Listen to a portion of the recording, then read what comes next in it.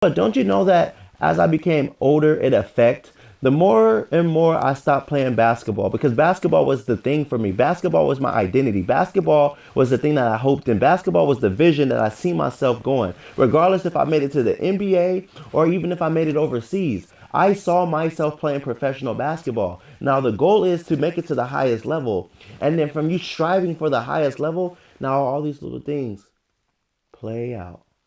It may not be the NBA, but now you in the. It was the D League at the time. Now it's G League. You maybe not be in the G League, but you're at the highest level of overseas basketball in Europe, and in Israel, getting paid. I share that with you guys because what level are you at right now, and what level that is in you? Why aren't you taking the risk to be there? You say you don't got no help. You say you don't got no demonstration. I am the demonstration. I am the help. I'll talk to you about that in a little bit. But I'm going to let you guys know this.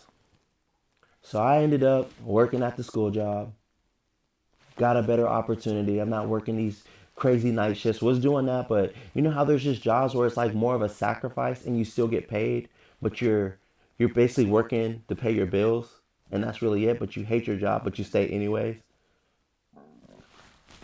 because you don't have self-value. I was one of those people. Hated the job. Hated how they treated me. I had an abscess tooth at 24-hour fitness. My jaw was swollen, y'all. My boss, because I didn't call in the 2-hour gap, told me that I needed to stay because I didn't call in 2 hours. Don't you know that I could have lost my life? I could have lost my life because of an abscess tooth because I was so foolish, didn't brush the teeth, didn't have that, wasn't brushing, had cavities, eating sugar, all this other stuff, didn't have that knowledge because we perished because of the lack of knowledge. So at this school job, man, I could have kept staying at this period position. But when you have talent, people are going to notice what you can do. And then they're going to create opportunities off your talent. Don't you know that your talent creates opportunities for you? But if you don't believe in yourself, you're going to say no to the opportunity. You're going to convince yourself. You're going to put fear in yourself to say that I cannot do this because I did this. I cannot do this because I went to jail. I cannot do this because I didn't graduate high school. I cannot do this because it's a pyramid scheme. I cannot do this because this dude that's a multimillionaire that's grinding and is successful and telling me how to make money because I don't think that I can be successful. I think that he is a con artist. How do you know? How do you know what he is if you never broke bread with him? But you learn from somebody else's experience of what they said. Try it out for yourself and then make your judgment. Don't judge him because if you're judging him, be ready to be judged. Be ready to be judged. So I'm at this school job, man, and they just boosting so much in me. And I was at a point where it was like, man, half of me was like, man, I'm scared. And the other half was like, man, I'm not scared. So what I ended up doing before I just jumped in, I went to a buddy that had that same position and asked them, what did you do and what do you have to do to prepare yourself for this job? He's like, Matt, this is what you have to do. They're on this stuff called restorative justice. So what did I ended up doing? Was looking up what is restorative justice. Why is that so important right now? I looked it up. I educated myself on it. And he said, Matt, don't trip. You are already doing this stuff. You just have your own brand, but you've been doing this stuff. So instead of it being like a foreign language to me, I could relate and be like, wow, I am doing this stuff. Oh, okay. Because that's what I feel like we do. It's so simple, but we complicate things. And we complicate it by doubt, fear, worry. I can't. I fell before. And those things just complicate. Stop living in the gray. It's either black or white. Stop living in the gray with your dreams and your desires. Stop complicating it. Stop complicating it with past pain and hurt. Stop thinking that because that happened in that relationship, if you learn from that relationship and you gave yourself some healing time, you'll be better for the next. But stop complicating it. And I might not be using these examples of what you've been through or what you've experienced, but complication and confusion, you've been there. I may not tap right into that same category, but complicating things and doubt and worry is all the same. It's just different categories. So find yours. When you're watching this video, find what it is.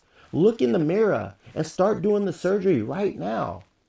So I ended up taking the risk, man. Dyslexic and all. I didn't even care about that. That wasn't even a thought anymore. It was either I'm going to get the job or not. So I prepared myself. I got help from my lady because, again, we need help along the way. We need help along the journey. I'll be a fool to say I've done this all by myself. Independent. No, I have got help along the way.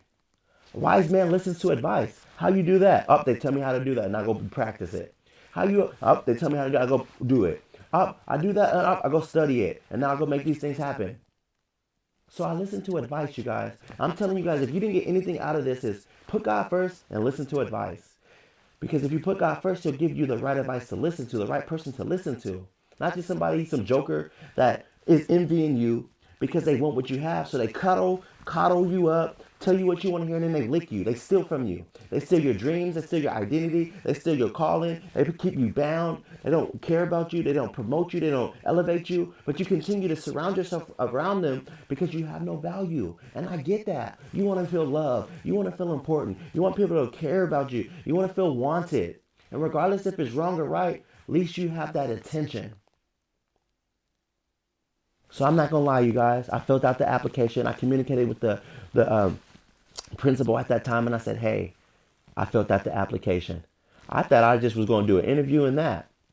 So got the interview, was prepared, not late, not grimy, lined up, ready to go. I was me. I came as me and was ready, and I had my documentation of what we do with our outreach program.